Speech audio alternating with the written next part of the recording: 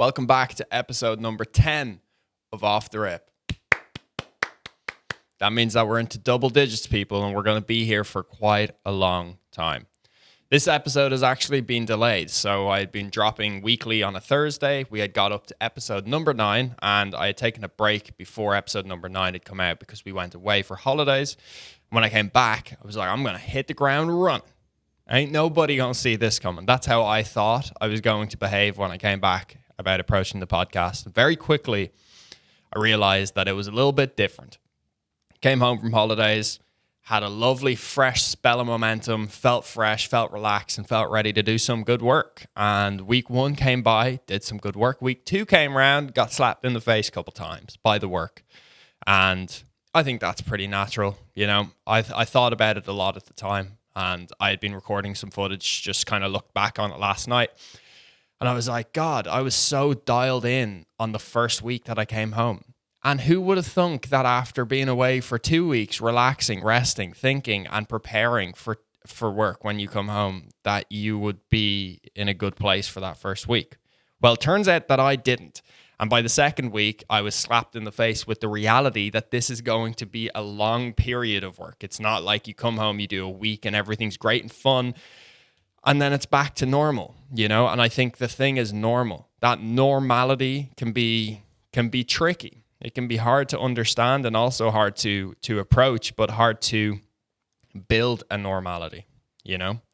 And I think it's like anything, like if you start training, you start running, the first week is going to be pretty hard, but the second week is going to be amazing. But then once you realize that you've got to do that for years to be fit, that can be quite daunting. And I think that's where I really got overwhelmed. You know, I let myself come back the first week fresh and rested, hit the ground running. Work felt like it was moving nicely. Everything was making sense. My brain felt particularly fresh.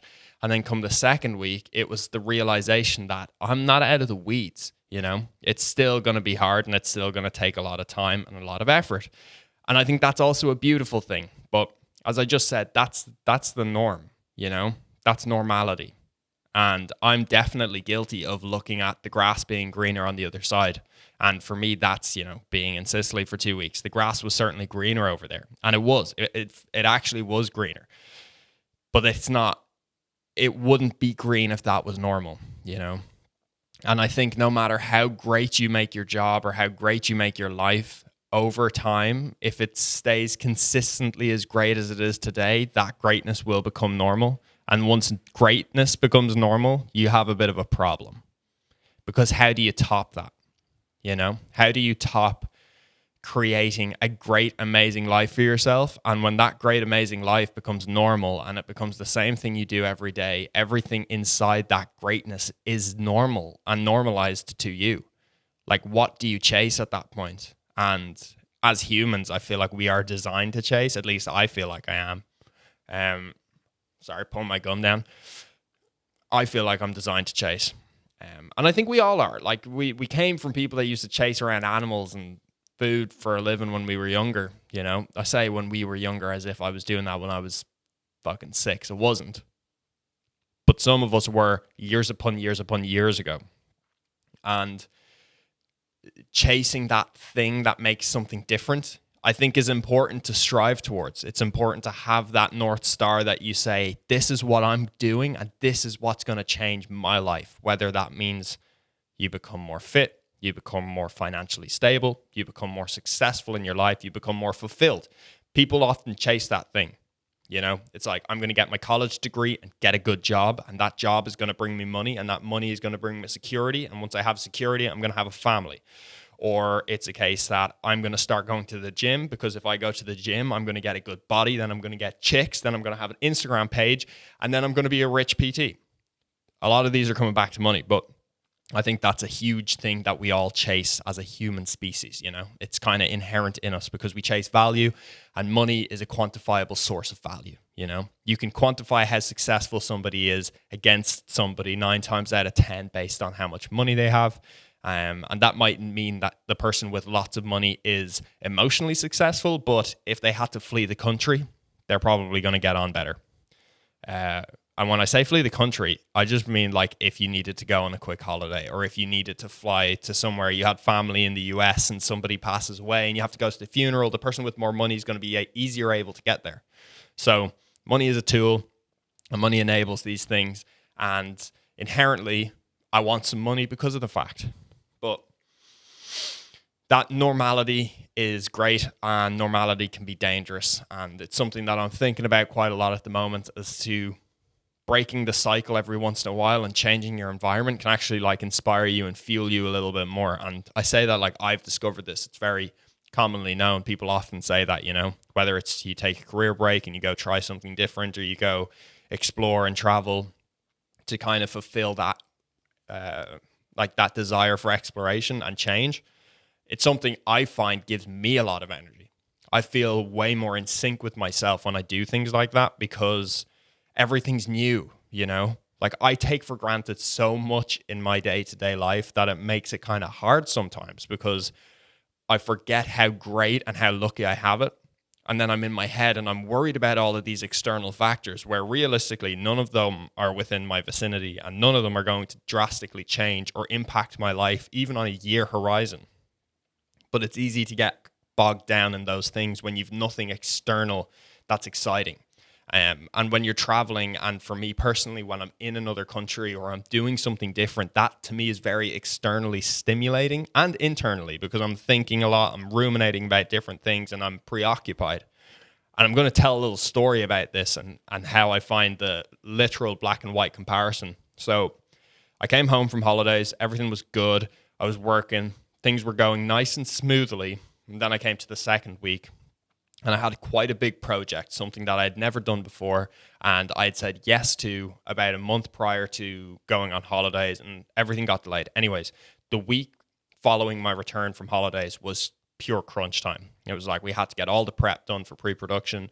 And it was something that I hadn't explicitly done before. I had been part of it before, and I had done parts, but I had never owned the whole process. So I was learning on the fly. I was figuring out how to do stuff, how to properly present stuff to people. And I was very fortunate. I was working with great people, so it made it a lot easier. But at the same time, it was challenging. That whole week was in just pure stress, because every day I woke up, the thing still wasn't done, and I still needed to do the thing. And it felt like no matter how much time I put into the thing still was there, and it was still growing. So it just meant that I had to work harder, work longer, and work smarter. You know, focus my effort a little bit more. It meant that some tasks that normally I wouldn't delegate in like the general runnings of Fractured Vibe, I had to delegate, because I just didn't have the time to do them to the best of my ability.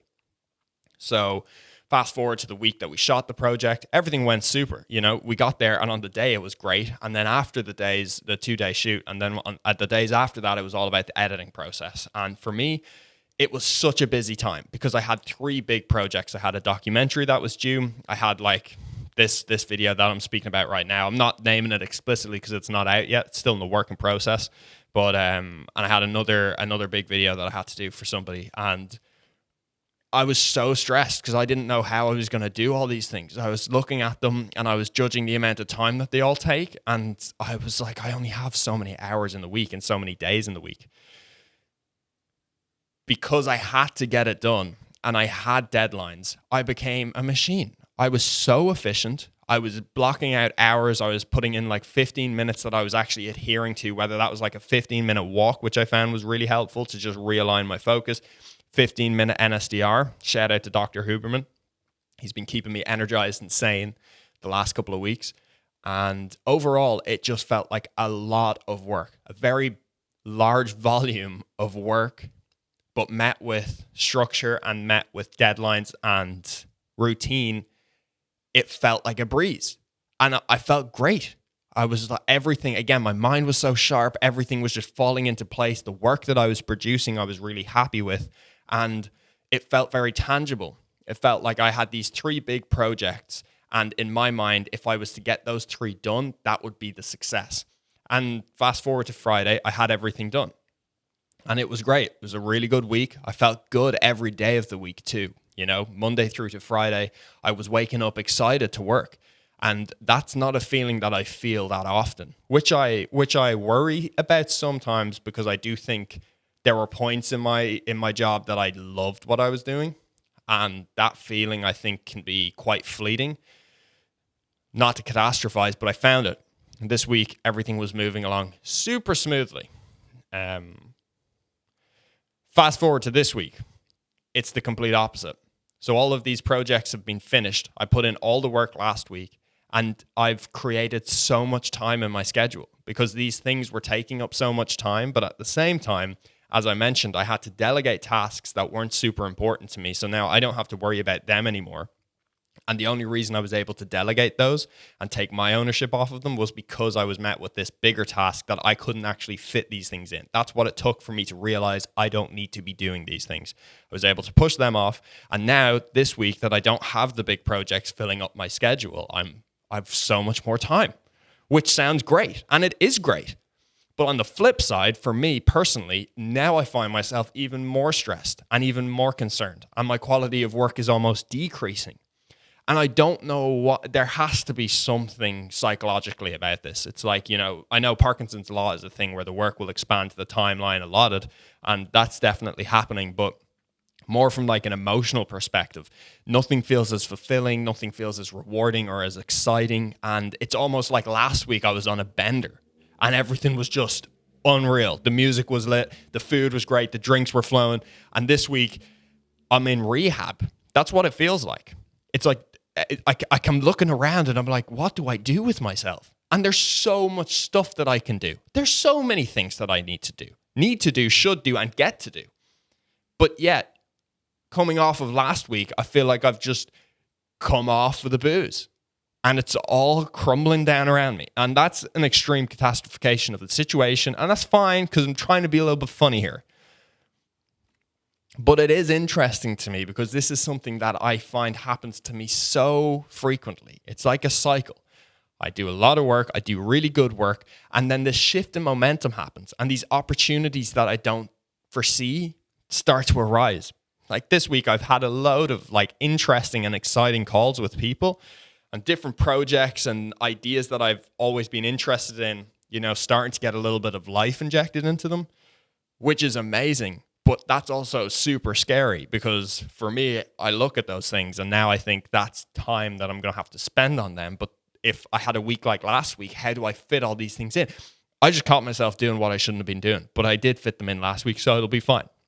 But anyways, I think it comes back to that sense of normality. Last week, that work became normal to me. It was like working ridiculous hours. Well, what felt ridiculous, it was just working really early and finishing later than usual. And I love working. I love being busy and I love working on stuff. And I think that's why last week I felt so good. Flip side to this week, I don't have as much things to work on, and especially not as many things that are like cognitively intense, The edits that I was doing last week for me were like, it was a flashback to what it felt like when I started Fractured Vibe, when I was so deep into all of these edits and I was taking ownership on everything because these were 3 big time-consuming projects. I was so sucked into them and I felt excited about video editing again. Whereas 9 times out of 10, a lot of the work we're doing is very repeatable and it's also very systemized now that I can offload and I don't have to worry about it, which is a beautiful thing. But for me, from a fulfillment perspective, it saps that out, which is where I need to find something else to replace that with.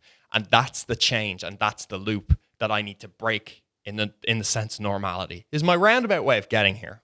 I think my point was pretty solid and I'd commend myself for making it. And I think that change that I know I need to make in order to find the fulfillment or find the next big thing to put all of this time into and to crunch all of my time into, I think that scares me a little bit. And I don't know, is that because I'm 23 and I'm a little nervous nerd? Or is that just a normal thing to happen to somebody? And because I'm 23 and I don't have the foresight and I don't have the experience, I don't know the answer.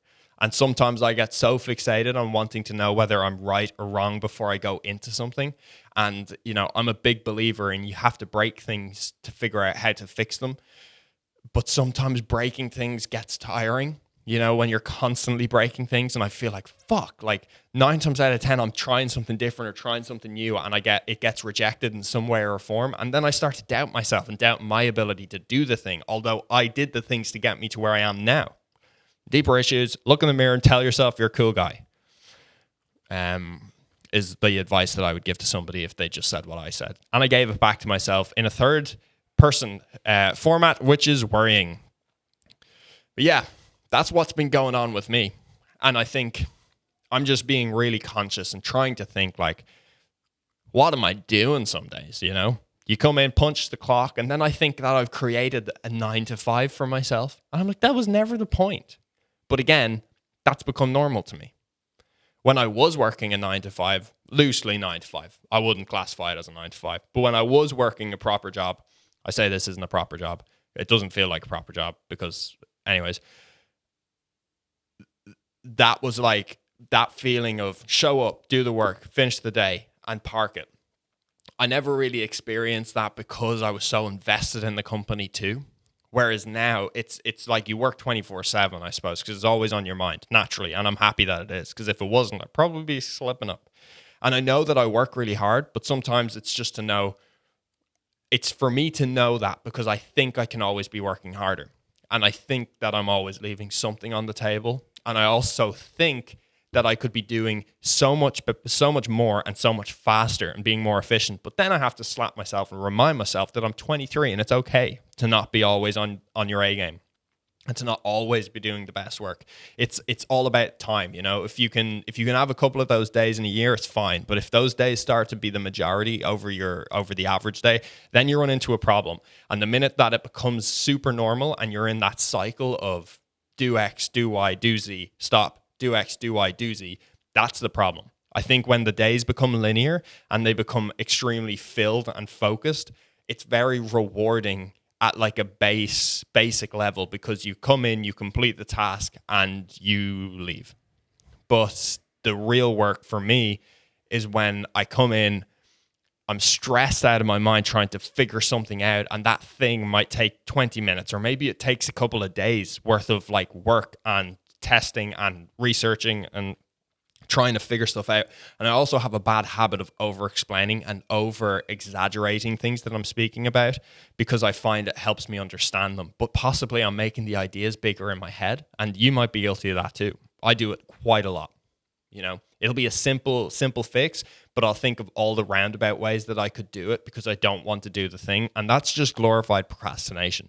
So effectively, based on that conclusion, this whole podcast could be glorified procrastination, but I'm only realizing it now, and we're 10 episodes deep, so it's too late to do anything about it.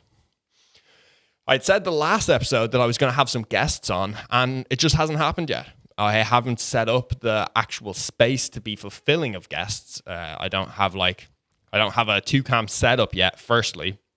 Well, I do, but I only have an A7 III, which it has a recording limit. So that's going to be a little bit of a problem when you're speaking to people and you have to jump up midway through and start the recording.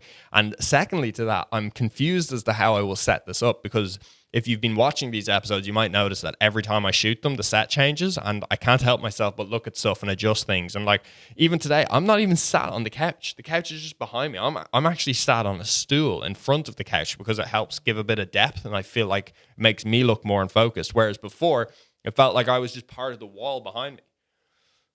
So I'm trying all these different things to make it feel a little bit more appropriate. But I also know that I'm going to have more fun with the podcast when there's guests on, because you can bounce off people. And, you know, I want to talk to people that are smart and cool and funny, because I want it to be a fun thing. I don't want it to feel like I'm showing up to do another piece of work when I'm doing the podcast. That was never the intention of it. And I think I allowed it to fall into that bracket when I did episode number 9, because I found episode number 9 so difficult to shoot for whatever reason. I think, again, coming back from being on holidays, switching the mode, I was overwhelmed that week already, and I was riding this momentum. And then I sat down to do the pod, and I was like, I don't even know what to talk about, because all I'm thinking about is work. And then I think I might just becoming a boring person that only talks about work and becomes super one-dimensional. But I really like work. So it's like a passion of mine, you know, like I'm not like a huge business nerd. Like I don't read the Business Insider, but at the same time, I find business very interesting, and especially business in like the creator space, like these people that are just building personal brands and creating products and creating courses or services purely based on their knowledge that they've cultivated through their experience. I think that's so powerful. And I think it really excites me because it makes me feel like I can do that. you know? And I believe I can, and I believe I will one day. And I suppose all of these are just reps and forms of practice to get there.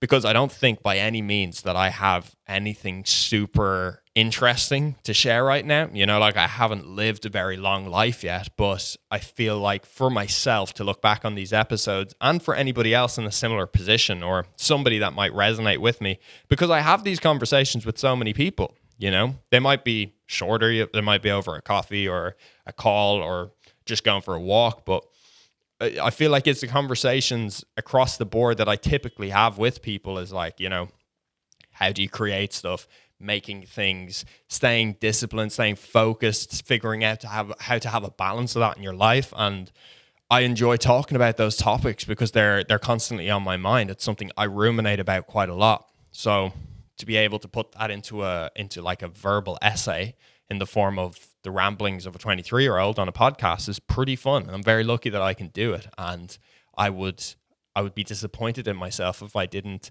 use that luck and use that opportunity to do something. It's also just cool and fun. Although I'm embarrassed to tell people I have a podcast, which is another deeper issue that I need to get over because, again, I'm worried that I'm just becoming too boring and I never want to be the guy that's sat down lecturing you on how to do stuff because I don't think that's me. But it's hard to know how to come across when I'm shooting these episodes, especially by myself, because I'm like, I need to be entertaining, but maybe I'm not an entertaining person. Maybe that's what I'm realizing. 10 episodes in, I've realized I'm actually not that entertaining, but we're going to keep doing it anyways because no one's in the room to tell me not to. So blur them out, future Dylan editing the episode, but fuck y'all. I know I talked 2 episodes back about live streaming and now it's just absolutely exploding the internet. And at that point in time, Kai Cenat was just announcing the stream with Drewski and Kevin Hart. Since then, the streams obviously happened and it was obviously a huge hit.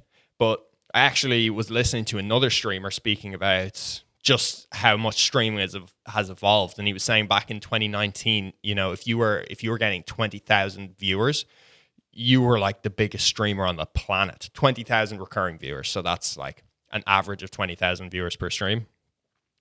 You were the biggest streamer.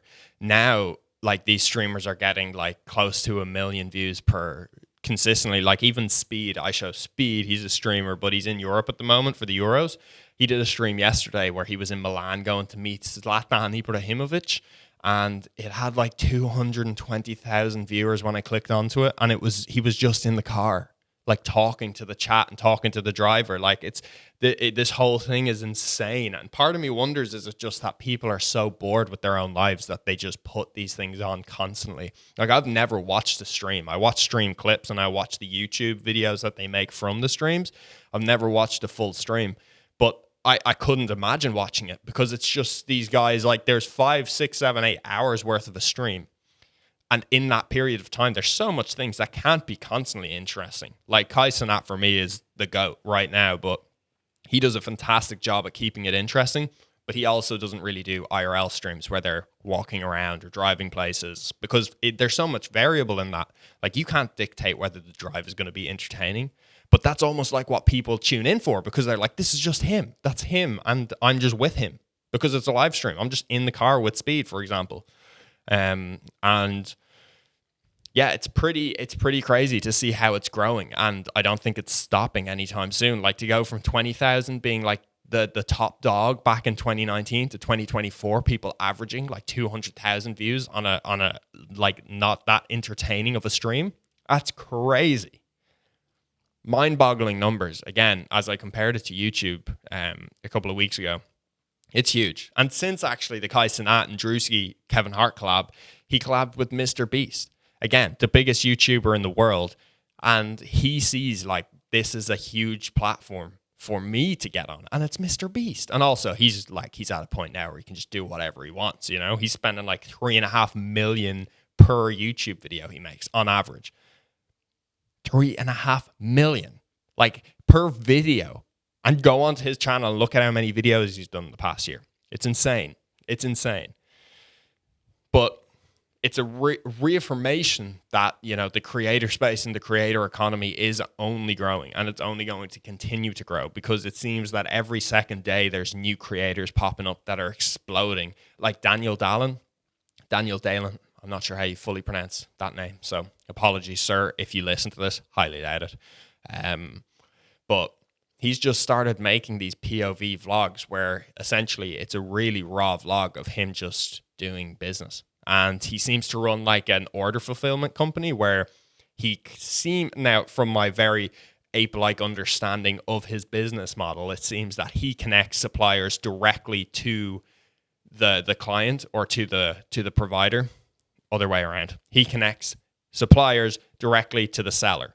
But rather than going to Alibaba or going to any of those big, massive distributors in China, he is like operating a factory, almost like a third party, like an API. He plugs into Alibaba, he orders the stock, he fulfills the stock, and then he distributes that directly to the customer. But it's faster, it's more streamlined, and it's also more probably technologically appealing for somebody that's looking to run an e-commerce store or drop shipping or whatever it is. I don't know who his primary targets are, but he's a multi-million-dollar dude by the looks of things, you know, how he's rolling. But that also could be image. But I wanted to speak about him because, again, I started watching him a couple of months ago and he had 20K, 30K subscribers. And now he's at 70K, pushing towards 100, probably before the end of August. But he's just making old school YouTube vlogs. And it's so nice to see. I actually love watching his videos, and I went off watching YouTube videos for a long time. All of my content was primarily podcasts, podcast clips, and just random interviews with people. And he's the first person in a very long time that I've sat down and watched his YouTube content and enjoyed it. It just is very casual, transparent, and also relatable in very small ways. I don't claim to be Daniel Dallin at all, but it's cool. It's a shift again in what's popular, and I think that's always happening with creatives, you know? Like YouTube really took a hit for a while because TikTok became so popular. Like nobody was talking about YouTube anymore. And I've always been a YouTube stan. Like always will watch my content on YouTube first before anywhere else. And nobody was watching YouTube. Like it even surprises me now how little people watch YouTube, whereas for me, it's my primary source of content. And will probably always be, because I do think that over TikTok, over Instagram, it just contains better quality content across the board. You've got longer form videos. You have people that are willing to sit down, discuss, and explain topics. Unlike me, I'm arguably a TikTok version of a podcaster trying to conform his format to YouTube. Because exactly as I was just about to say, on TikTok, it feels for me that you go through 100 videos and it could be 100 people quoting something that they heard somebody else say in another platform, and they just reshape it to fit TikTok, but they have no proof, no evidence, or no like understanding of the concept they're speaking about. But it sounds good because it's in 15 seconds. It's easy to digest. But the amount of people that will, like, it's a common point that comes up in conversation now where people will be like, oh yeah, I saw this video on TikTok. And that's like the start for a conversation or the start of, you know, explaining a topic. It's so common because everybody uses it, but it's also fantastic. I always speak about TikTok on these episodes, but it's because it's part of my job. And I find it very interesting. But TikTok search engine is so impressive, which is so nerdy to say, but it really is. It's so much better than Google, especially like when me and Safik are traveling. We don't look at anything on YouTube or on Google anymore. It's always like, oh, look on TikTok to see if there's anything, because it's real life experiences, real people reviewing things, real people doing things, and it's in a short format, video format. So you don't even have to read through an article anymore. You can just watch somebody do a video on the place that you want to go and eat and tell you whether it's good or not. And you see the food and you see it, that it's unedited and it's raw. And like, that's so impressive. That's so helpful. So there you go. If you're looking for a business model, maybe scrape all of the travel content made in an area and create like a short form TikTok page where you just reshare all of that content by area. So you have one for Barcelona, Ireland, Spain. Barcelona, why did I say that? And Spain. Come on, Dylan. But My point is, you could have one for, let's say, Dublin, Cork, and you just have all on that page, on the Dublin page, all the content that's been created around Dublin, around the best restaurants, best places to walk, best things to do, and you just reshare it all there. And then eventually you could put it on a website, and that would be actually going against everything I've said. So disregard that. It's a bad business model. Don't take it. Don't do it. Okay? Disregard I ever said that, and don't take business advice from me. At least not yet. Maybe in like 4 years, 5 years, you could probably, if things continue to go the way they're going, hopefully I'll be able to help people, but not right now. But yeah, this has been a fun episode, man. It's good to be back. It's good to be back chatting to the camera, talking some shit. But on the streamer note, poor little sketch got exposed pretty badly, and the poor guy got rinsed online. And I'm by no means going to jump in on that train, but felt pretty bad for the guy, you know. Sounded like he regrets some of the decisions and the activities he indulged himself in, but I think he seems like such a cool stand-up guy, and it was really nice to see all of his kind of people around him not switch up on him super quick. But yeah, the internet's pretty fucked up when you see shit like that. Like my Twitter feed was exploding when it all came out, and I was pretty shocked, to say the least. I wasn't expecting that one, but to see how he reacted initially, and then obviously the FaZe crew, which have kind of taken him under their wing because they realize, you know, how much of an eyeball catcher he is, to kind of steer him back around, force him probably to make that announcement video just to get ahead of the stories and also keep him sane. It's great because I want more sketch content. I think he's absolutely hilarious and he's a great creative, but yeah, that shit's crazy, dog. Nobody's safe on the internet. So, you know, don't be posting shit that you wouldn't like your mom to see or your family members to see in a year or even in a day. But yeah, I felt like I should say that because it's been on my mind. It only came out on Monday or Sunday possibly, and it's Wednesday now. But yeah, he got treated pretty badly for that one. So hopefully he bounces back and continues to make content because, again, he had such a rapid rise to fame. It was absolutely insane. Like that, the Hey Brother stuff just turned him into a superstar. Like people just resonated and connected with him so much. And when I watch his content, I just find it funny from the beginning that I start watching him to the beginning I leave it. I never leave his content being like, Jesus Christ, bro, he is a fool or a lunatic. And to be fair, I don't really feel like that with anybody that I watch because that would be counterintuitive. But yeah, internet's a crazy fucking place, dog, I think is the roundabout way of saying that. And there's no other news, really. It's good to get another podcast episode out. We're on episode number 10 right now, which means that we've punched into the double digits and we'll be here for another 90 episodes. And then we'll be into the triple digits. That will be pretty exciting. And I will be an official podcaster, hopefully sometime soon. Right now, it's still very much an experimentation and a test on my ability to be able to talk coherently and talk about things and hopefully give you some value in some shape or form. But yeah, I actually want to talk about one more thing. And I do this every time, man. And maybe this is just because I ramble too much and I don't know the way I want to flow and structure. And I found that when I structure the episodes, I perform poorly. I don't know what I want to talk about. I get overwhelmed by the fact that there's paper with words in front of me and I start to lose my focus. I think it would be different if there was a guest here that I would want to keep on topic and ask specific questions. But when it's just me, I'm going to make up the questions and I'm going to say them as I want to say them. The importance of video editing. I think I've made episodes before where I've kind of talked about how video editing in a roundabout way is still super important, but it's also quite competitive. And that's what I want to talk about right now, but in a little bit more detail. So video editing, I think, is one of the most important and most like cost-effective skills that you can teach yourself, no matter what age you are. Because everything you consume, everything you look at, and almost everything that you probably share to your friends or share to whoever it is probably a video in some way or form. And I remember before I knew how to edit videos, I would watch videos and I would be like, God, I'd love to do that. It would even just be funny if I could cut these clips together and send them to my friends. And I think firstly, Snapchat came around and you could clip things together in Snapchat a little bit. You could, add stickers, but now TikTok's around. And I think everybody wants to make TikToks. Everybody wants to be an influencer is what I'm getting at here. Everybody at some point will look at other people making content and they will be, guided by their perspective, will think their life is as interesting as that person and that they can do the same thing. And they might be right, but they also might be wrong. But they'll never know if they don't try. And I've been one of those people. When I first started making YouTube videos, I would look at people making vlogs and I'd be like, I could do that. Like, I have an interesting life. Things that I do are pretty cool and I could probably try it. And I did try it and I just forced myself to learn. And it's a skill that I'm forever thankful for. I use it all the time. Literally, if I'm just making a joke and want to make a funny video and send it to a friend, I can do it in a couple of seconds because I know how to do it. The thing that I'm getting at is because everybody wants to be an influencer and everybody at some point will look at somebody else making content about their life and be envious and think they could do the same thing, you should at least try it.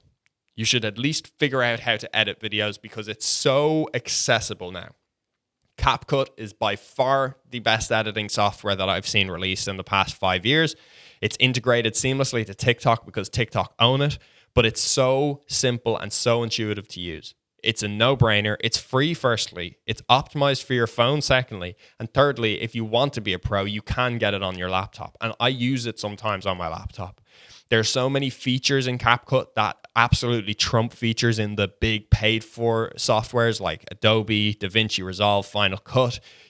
Like rotoscoping and masking in CapCut is doable within seconds versus doing it in one of these bigger platforms, bigger softwares, I should say.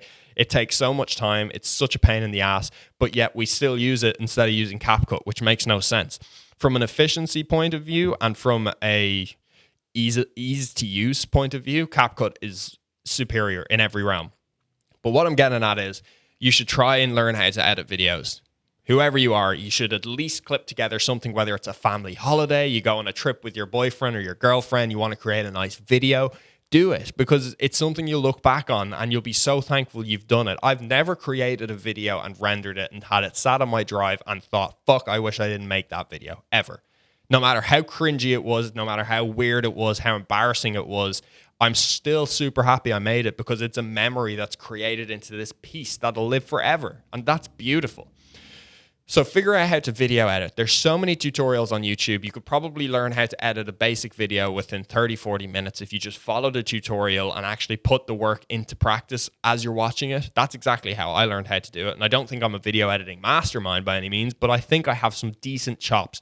And all of those chops came from YouTube. I never went to college to figure out how to edit. I never took a course on how to edit. And yeah, I just figured it out from YouTube. And then you try it, you break something, and then you figure it out again. But everybody should figure out how to make content to some extent. And maybe you have zero interest in it. Maybe you're a carpenter. But if you're a carpenter, look at Owen Roarden and tell me you shouldn't make content.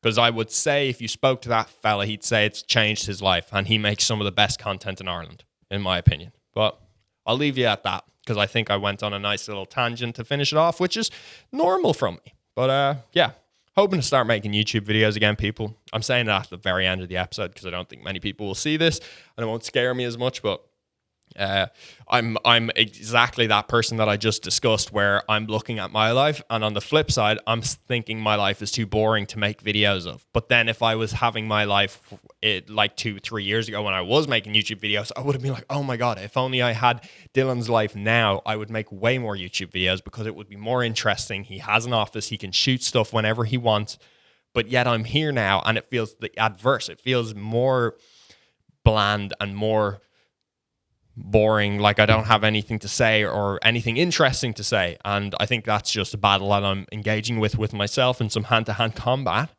But we'll always come out on top. It's the ego out of control. All right, people. Love y'all. Hope you had a lovely week, having a lovely week, and continue to have a lovely week. This has been your host, DT. This is episode number 10 of Off the Rip. Have a good evening, people.